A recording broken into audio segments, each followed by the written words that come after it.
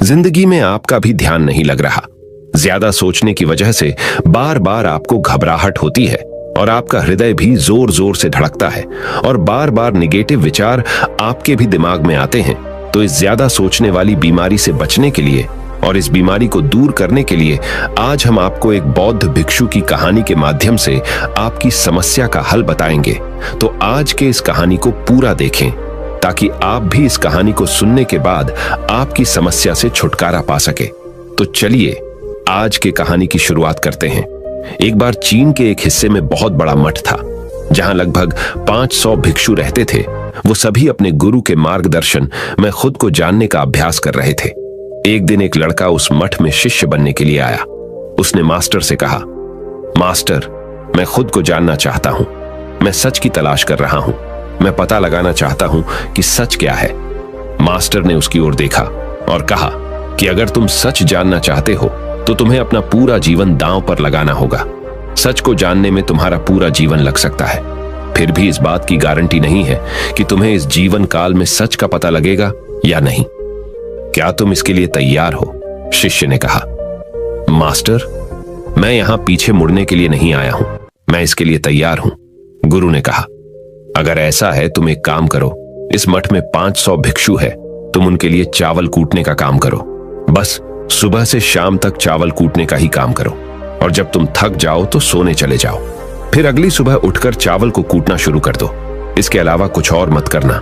किसी और चीज के बारे में मत सोचना। बस इस रास्ते पर चलते रहना और दोबारा मेरे पास मत आना। जरूरत पड़ने पर मैं खुद तुम्हारे पास आऊंगा। उस लड़के ने गुरु के आदेश का पालन करते हुए चावल कूटना शुरू कर दिया। उस मठ में 500 शिष्य थे। उन सभी को समय समय पर भोजन की आवश्यकता पड़ती थी। इसीलिए वह बहुत जल्दी उठ जाता था और रात को देर तक चावल कूटता रहता था। जब वह थक जाता तो उसी कमरे में सो जाता था जहां वो चावल कूटता था। वो किसी से बात नहीं करता था और ना ही कोई उससे बात करने के लिए उसके पास आता था। कुछ महीनों तक चावल कूटते हुए उसके मन में पुराने विचार आते रहे, लेकिन उन विचारों को कोई नया विषय नहीं मिला तो वह अपने आप ही मिट गए। धीरे धीरे उसके मन में विचार कम होने लगे। कुछ सालों के बाद तो वो अपना नाम तक ही भूल गया। वह हमेशा चुप रहता और विचारहीन अवस्था में बस चावल कूटता रहता। उसने ना तो कभी ध्यान किया था और ना कभी शास्त्र पढ़ा था। मठ के बाकी शिष्य उसे मूर्ख समझते थे। ऐसा करते हुए 12 साल बीत गए।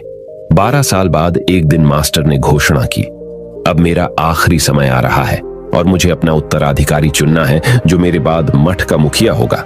इसीलिए मेरा कोई भी शिष्य है जिससे लगता है कि उसे आत्म साक्षात्कार हो गया है और उससे खुद को जान लिया है, तो रात को मेरे दरवाजे के पास आकर इस दीवार पर कुछ पंक्तियां लिखें जिसमें उसकी जिंदगी का सारा अनुभव समाया हो। कई शिष्यों ने ऐसा करने के बारे में सोचा, पर मठ के प्रमुख शिष्यों में से एक ने वहां जाकर कुछ पंक्तियां लिखी। उसे बौद्ध धर्म ग्रंथों का बहुत ज्ञान था। सभी शिष्यों को लगता था कि वो इस मठ का उत्तराधिकारी बन सकता है। उसने लिखा था कि मन एक दर्पण की तरह है जिस पर विचारों और इच्छाओं की धूल जमा हो जाती है। इस धूल को हटाने के लिए ही ध्यान है। जिसकी धूल हट जाती है और मन का दर्पण साफ हो जाता है, वो मोक्ष को प्राप्त कर लेता है। अगली सुबह जब मास्टर उठे और उन्होंने इन पंक्तियों को देखा और उन्होंने कहा कि किस बेवकूफ ने यह सब कचरा मेरी दीवार पर लिखा है। वो शिष्य जिसने यह लिखा था वो चुप रहा। हालांकि उसने जो पंक्तियां लिखी थीं वो ज्ञान से भरी थीं, लेकिन यह सब किताबी ज्ञान था। वो शिष्य बहुत चालाक था। उसने पंक्तियां लिखी पर उसने नीचे अपने हस्ताक्षर नहीं किए, क्योंकि वो स्वयं इसके बारे में निश्चित नहीं था कि ये सही है या नहीं, क्योंकि उसे आत्म साक्षात्कार नहीं हुआ था। गुरु ने पंक्तियों को पूरी तरह से खारिज कर दिया। ये देखकर सभी हैरान रह गए। ये घटना पूरे मठ में चर्चा का विषय बन गई।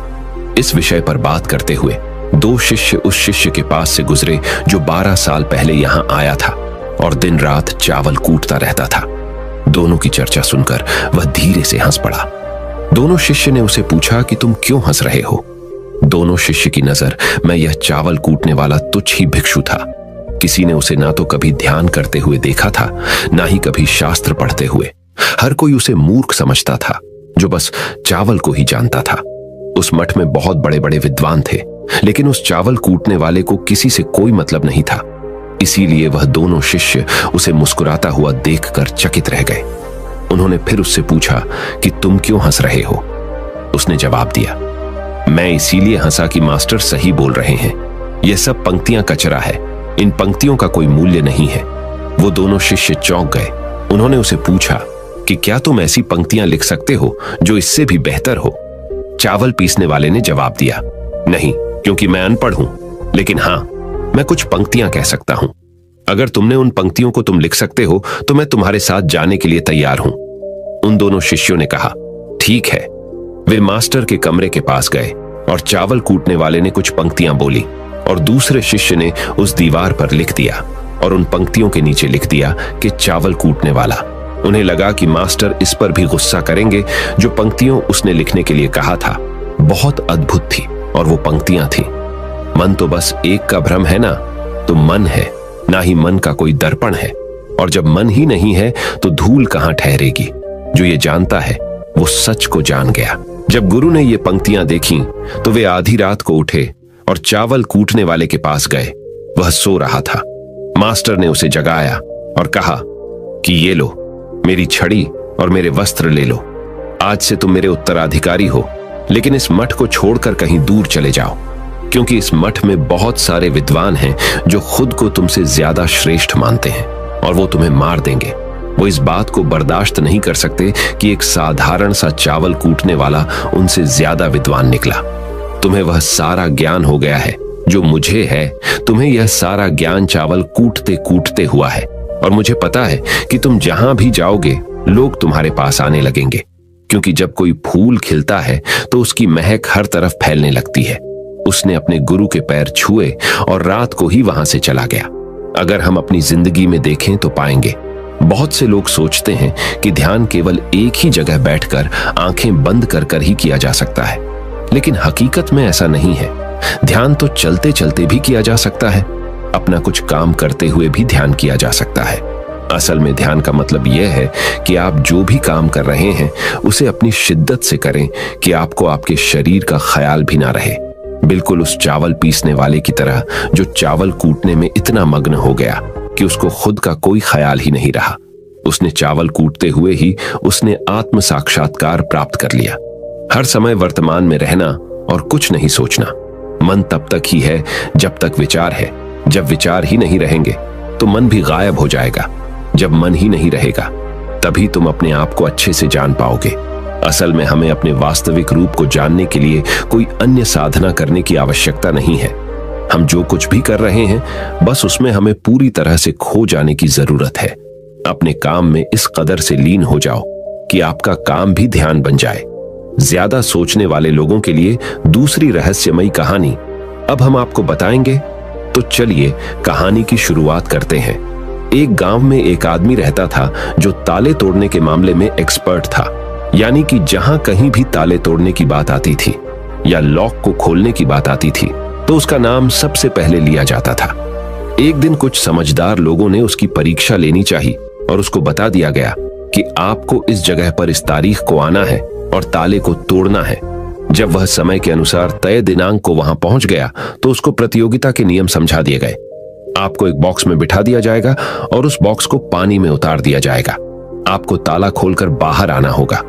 इस बीच आपको लगता है कि लॉक आपसे नहीं खुल पाएगा तो आप इमरजेंसी बटन को दबा सकते हैं और ऊपर आ सकते हैं, लेकिन आप प्रतियोगिता में हार जाएंगे। उसने सभी नियमों की हां कर दी और पानी में चला गया।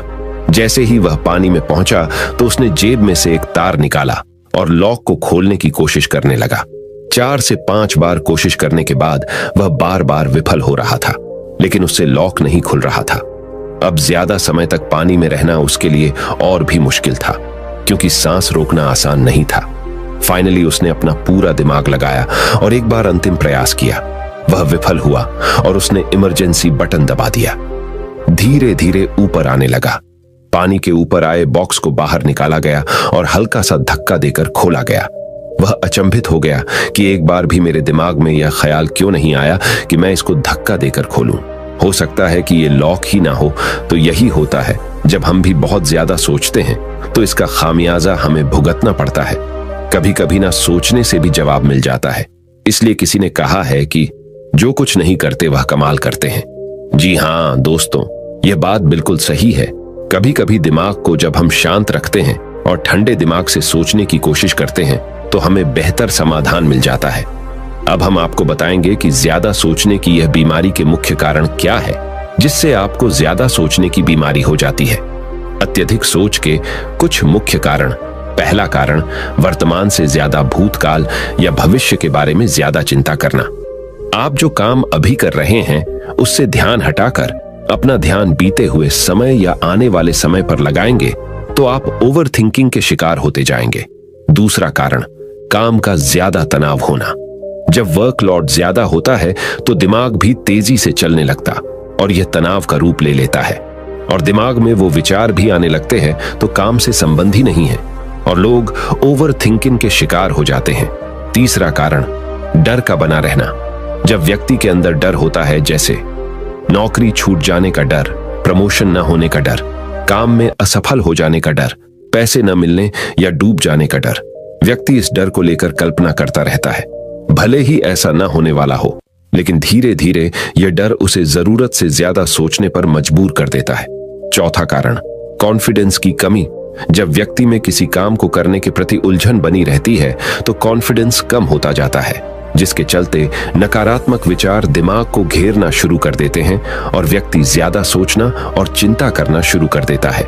पांचवा कारण, चीजों के बारे में सकारात्मक से ज्यादा नकारात्मक विचार। जब व्यक्ति छोटी छोटी बातों के नकारात्मक पहलू के बारे में ज्यादा सोचना शुरू कर देता है तो धीरे धीरे व्यक्ति ओवर थिंकिंग का शिकार होता जाता है। क्या ओवर थिंकिंग यानी अत्यधिक सोच से छुटकारा पाया जा सकता है? तो इसका जवाब है जी बिल्कुल। ओवर थिंकिंग यानी अत्यधिक सोच से छुटकारा पाया जा सकता है, हालांकि थोड़ा समय लग सकता है, लेकिन यदि आप नीचे दिए स्टेप्स को फॉलो करते हैं तो आप ओवर थिंकिंग की प्रॉब्लम से यकीनन छुटकारा पा सकते हैं। तो आइए जानते हैं कि ओवर थिंकिंग की समस्या से छुटकारा कैसे पाएं। ओवर थिंकिंग यानी अत्यधिक सोच से छुटकारा पाने के उपाय। ये सब जानते हैं कि पहले विचार दिमाग में आता है, फिर वो क्रिया का रूप लेता है। हमें कोई भी काम सोच समझकर करना बहुत जरूरी है, पर किसी काम को लेकर जरूरत से ज्यादा सोचना और वो बातें भी सोचना जो काम से संबंधित नहीं है, आपको और आपके काम दोनों को नुकसान पहुंचाता है। तो थिंकिंग प्रॉब्लम नहीं है, बल्कि ओवर थिंकिंग प्रॉब्लम है और इसे कम करना जरूरी है। तो आइए जानते हैं ओवर थिंकिंग यानी अत्यधिक सोच से छुटकारा या कम करने के उपायों का। पहला उपाय, स्वीकार करें कि आप जरूरत से ज्यादा सोचते हैं। इस बात को मन से स्वीकार करें कि आप ज्यादा सोचते हैं और आपको ऐसा नहीं करना है। जब आप इस बात को स्वीकार कर लेंगे तो आप इससे छुटकारा पाने के लिए अपने आप को तैयार कर लेंगे। आप ओवर थिंकिंग को लेकर जागरूक हो जाएंगे। जब भी आपको लगे कि दिमाग में फालतू विचार चल रहे हैं, तुरंत उसे वहीं रोक दो और ये सोचना शुरू करो कि आपने सोचना कहां से शुरू किया था। तब आपको मालूम होता जाएगा कि आप कितनी फालतू की बातें सोचकर अपना समय और शक्ति बर्बाद कर रहे हैं। दूसरा उपाय, हमेशा सकारात्मक सोचने की कोशिश करें। क्या गलत हो सकता है कि जगह क्या अच्छा हो सकता है। सोचें। नकारात्मक विचार डराते हैं और आपका दिमाग चिंता से दौड़ने लगता है। जब आप उन नकारात्मक चीजों पर ध्यान केंद्रित करने लगते हैं जो कही हो गई, तो तब आप दिमाग के गुलाम हो जाते हैं। लेकिन जब आप सकारात्मक रूप से सोचते हैं तो दिमाग आपका गुलाम होता है। सकारात्मक रहने का मतलब यह नहीं है कि आप चीजों के सिर्फ एक पहलू को देखें, बल्कि सही और गलत दोनों पहलुओं को देखना जरूरी है। पर केवल नकारात्मक सोचना या ज्यादा नकारात्मक विचार आपको अनुचित सोचने पर मजबूर कर देते हैं। तीसरा उपाय, योग, ध्यान और व्यायाम करें। योग, ध्यान और व्यायाम मस्तिष्क और शरीर को स्वस्थ रखते हैं। ध्यान काफी लाभदायक है, इसे अपने जीवन का हिस्सा बनाएं। चौथा उपाय, वर्तमान क्षण में जीने की कोशिश करो। कभी कभी लोग बीती हुई बातों या घटना के बारे में ही सोचते रहते हैं और तनाव में आ जाते हैं। इसी प्रकार जो समय आने वाला है उसे लेकर भी इतनी चिंता करते हैं कि तनाव में रहते हैं।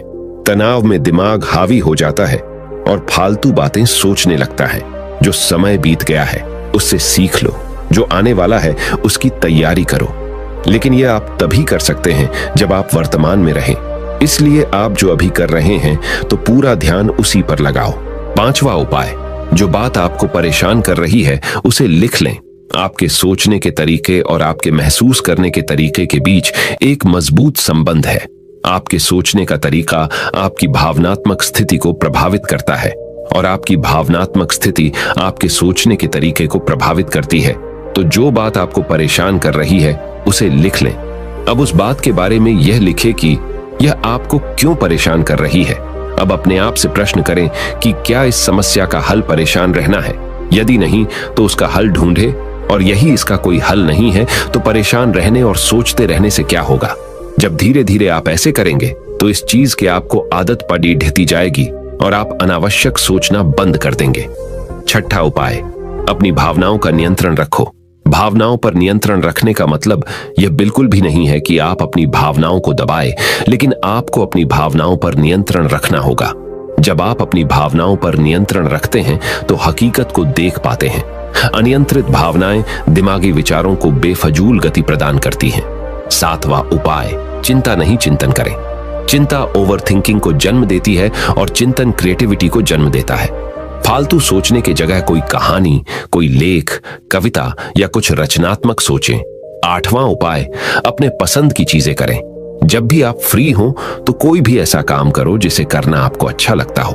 किताबें पढ़ें, गाने सुने, गाने गाएं, घूमने जाएं। यदि आपके घर में बच्चे हैं तो बच्चों के साथ खेलें। अपने दोस्तों से साथ समय व्यतीत करें। नौवां उपाय, अपना सर्वश्रेष्ठ स्वीकार करें। जब आप ज्यादा सोचते हैं तो न चाहते हुए भी आप नकारात्मक बातें सोचते हैं और अपने आप को औरों से कम आंकने लगते हैं। याद रखें, कोई भी परफेक्ट नहीं होता। जो आप हैं, आप जैसा कोई नहीं है। लोग क्या कहते हैं इस पर ध्यान देने की बजाय अपना सर्वश्रेष्ठ स्वीकार करें, अपने ज्ञान को बढ़ाते रहें और पॉजिटिव रहें। 10वां उपाय, मन को शांत रखें। आधुनिक जिंदगी भाग दौड़ और तनाव भरी है। अधिकतर लोगों के साथ तनाव में बने रहना इतना सामान्य हो जाता है कि उन्हें इस बात का पता ही नहीं चलता कि धीरे धीरे तनाव उनके मानसिक और शारीरिक स्वास्थ्य पर बुरा प्रभाव डाल रहा है। जब मन अशांत होता है तब नकारात्मक और बेफिजूल के विचार हमारे दिमाग में घर करने लगते हैं। यदि आप ओवरथिंकिंग से छुटकारा पाना चाहते हैं तो अपने मन को शांत रखें। आपके सोच को बदल देने वाली 3 कहानियां अभी हम आपके सामने प्रस्तुत कर रहे हैं, तो इसे ध्यान से सुने। यह आपकी जिंदगी बदल लेंगी। पहली कहानी, चमकीले नीले पत्थर की कीमत। एक शहर में बहुत ही ज्ञानी प्रतापी साधु महाराज आए हुए थे। बहुत से दीन दुखी परेशान लोग उनके पास उनकी कृपा दृष्टि पाने हेतु आने लगे। ऐसा ही एक दीन दुखी गरीब आदमी उनके पास आया और साधु महाराज से बोला, महाराज मैं बहुत ही गरीब हूं, मेरे ऊपर कर्जा भी है, मैं बहुत ही परेशान हूं, मुझ पर कुछ उपकार करें। साधु महाराज ने उसको एक चमकीला नीले रंग का पत्थर दिया और कहा कि यह कीमती पत्थर है, जाओ जितनी कीमत लगवा सको लगवा लो। वो आदमी वहां से चला गया और उसे बचने के इरादे से अपने जान पहचान वाले एक फल विक्रेता के पास गया और उस पत्थर को दिखाकर उसकी कीमत जाननी चाहिए। फल विक्रेता बोला, मुझे लगता है ये नीला शीशा है, महात्मा ने तुम्हें ऐसे ही दे दिया है। हाँ, यह सुंदर और चमकदार दिखता है, तुम मुझे दे दो, इसके मैं तुम्हें 1000 रुपए दे दूंगा। वो आदमी निराश होकर अपने एक अन्य जान पहचान वाले के पास गया जो कि एक बर्तनों का व्यापारी था। उनसे उस व्यापारी को भी वो पत्थर दिखाया और उसे बेचने के लिए उसकी कीमत जाननी चाहिए। बर्तनों का व्यापारी बोला, यह पत्थर कोई विशेष रत्न है, मैं इसके तुम्हें 10,000 रुपए दे दूंगा। वह आदमी सोचने लगा कि इसकी कीमत और भी अधिक होगी और यह सोच वो वहां से चला आया। उस आदमी ने इस पत्थर को अब एक सुनार को दिखाया। सुनार ने उस पत्थर को ध्यान से देखा और बोला, यह काफी कीमती है, इसके मैं तुम्हें 1 लाख रुपये दे दूंगा। वो आदमी अब समझ गया था कि यह बहुत अमूल्य है। उसने सोचा, क्यों ना मैं इसे हीरे के व्यापारी को दिखाऊं। यह सोच वो शहर के सबसे बड़े हीरे के व्यापारी के पास गया। उस हीरे के व्यापारी ने जब वो पत्थर देखा तो देखता रह गया। चौंकने वाले भाव उसके चेहरे पर दिखने लगे। उसने उस पत्थर को माथे से लगाया और पूछा, तुम यह कहां से लाए हो? यह तो अमूल्य है, यदि मैं अपनी पूरी संपत्ति बेच दूं तो भी इसकी कीमत नहीं चुका सकता। तो इस कहानी से हमें यह सीख मिलती है, हम अपने आप को कैसे आंकते हैं। क्या हम वो हैं जो राय दूसरे हमारे बारे में बनाते हैं? आपकी लाइफ अमूल्य है, आपके जीवन का कोई मोल नहीं लगा सकता। आप वो कर सकते हैं जो आप अपने बारे में सोचते हैं।